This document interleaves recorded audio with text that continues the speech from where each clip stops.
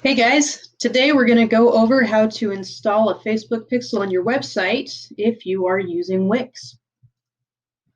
You're going to go ahead and log into your Wix website and go to the dashboard. And then once you've gone to the dashboard, you're going to go ahead and you're going to click on Marketing Tools. And then once you've clicked Marketing Tools, you're going to go and select Marketing Integrations.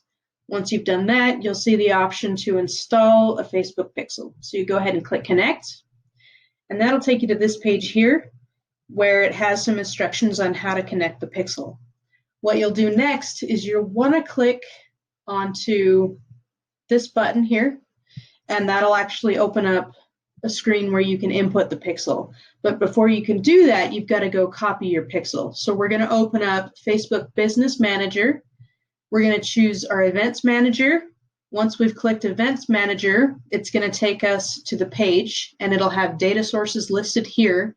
And underneath data sources, you'll see a pixel ID right there. So what you're going to do is you're going to go ahead and copy the pixel ID, go back to the page, and then you'll have add your Facebook pixel ID here.